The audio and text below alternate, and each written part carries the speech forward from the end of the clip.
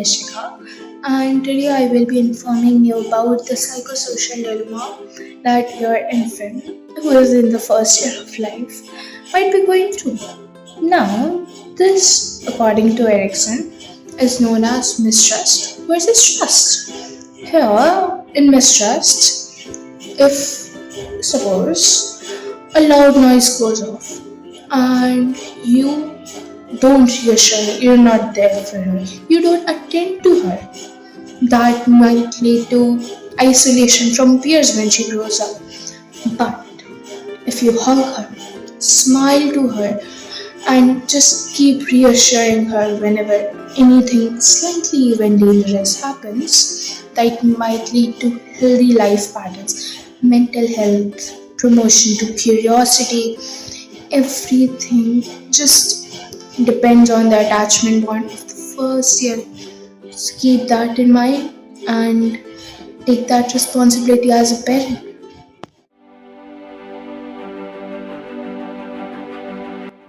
Hello, I'm Mrunmayi, and my parenting style used to be what most people would call strict, micromanagement even.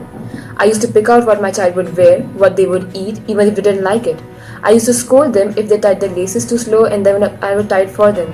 I really thought that it was good for them, that they would appear presentable in school, have a healthy diet, and they would do their daily tasks faster. And I would have continued with this parenting had my friend not told me about this Erikson theory. And then I realized I wasn't giving my child enough autonomy and was causing a sense of self-doubt and shame to develop in them. This doubt would have caused low self-esteem, defensive behavior, and many other problems such as eating disorders and anxiety.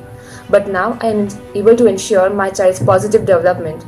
I am going to give them the independence of making their own decisions, and I will not scold them for simple things. This will give them confidence, develop their critical thinking, and they will learn how to process their own emotions.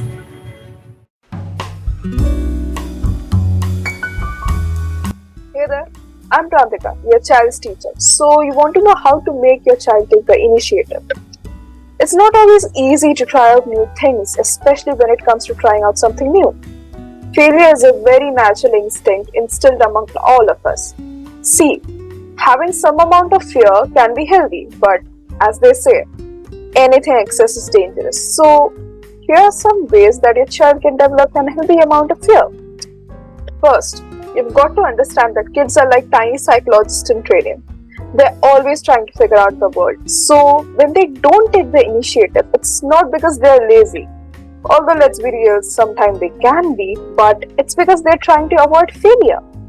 So here's what you've got to do. Number one, make it safe to fail. Kids need to know that it's okay to make mistakes and they won't be punished for them. Second, use positive reinforcement.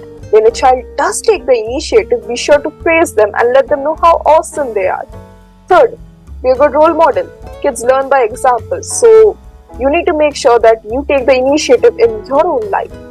And lastly, make it fun. Let's be real, kids are more likely to do something if it's fun.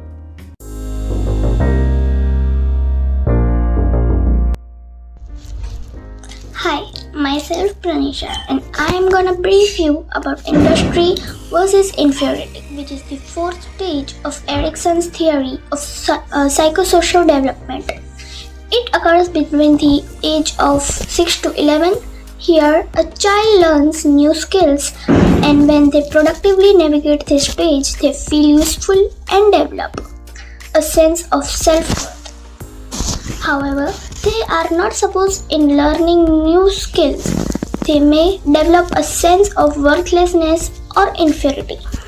In order for a child to feel industrious, they need to feel that they are capable and competent.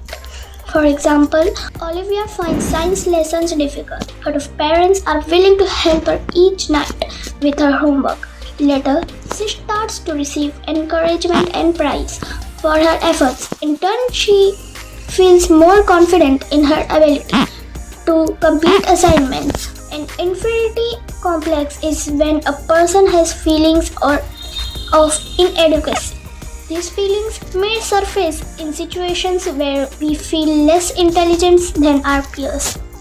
For example, of inferiority is the girls in Sally's class make fun of Sally for wearing boys' clothes and not wearing makeup. Sally's feel isolated because no one validates for appearance of her clothes. Hi, I'm Kashish, a 16-year-old adolescent. Can I discuss my psychosocial dilemma with you? It's related to my identity. As every other teen, I'm struggling on a quest to discover my true self. This is important, of course, as it designs my ideas and beliefs I'll carry throughout my entire life. And someday I want to put these ideas, values, and views of mine in the world without any parental pressure. But initially I felt lost and confused. I faced challenges like weak sense of self and lack of confidence, which ultimately deteriorated my mental health. However, as I kept engaging into activities aligning with my interests and spending time alone to improve myself, it truly got better for me. Intimacy versus isolation. I'm Prashasti Kariyar and I'm going to brief you about the psychosocial dilemma that occurs between the ages 19 to 40 years.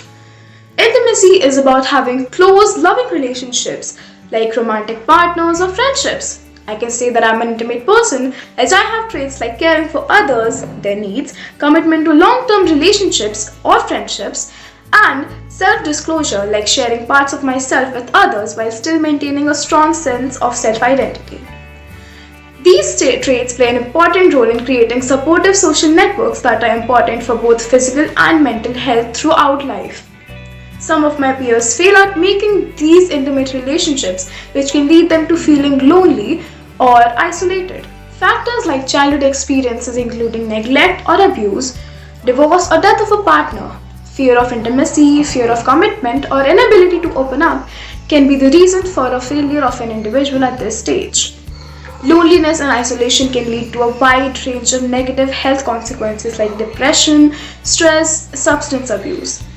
To overcome isolation, it is suggested to practice self-disclosure and avoid negative self-talk.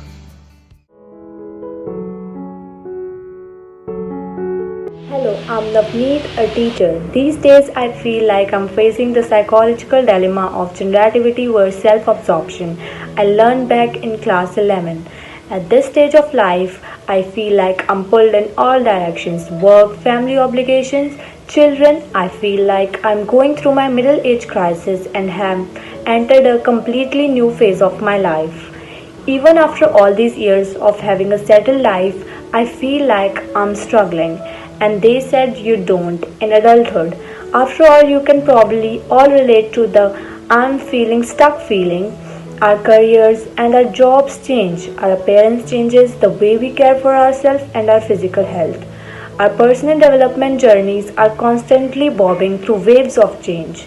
I will juggle this, but sometimes I feel like my friend Marisa doesn't seem to get a job or purpose and keeps watching sitcoms and serials like a slug, and then feels dissatisfaction at night.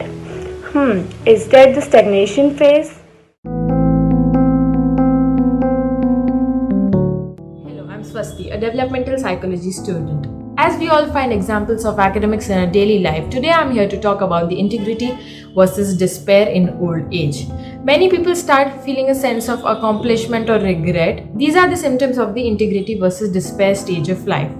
Integrity, according to Erikson, refers to the ability of a person to look back at their life with a sense of accomplishment or satisfaction, just like my grandmother.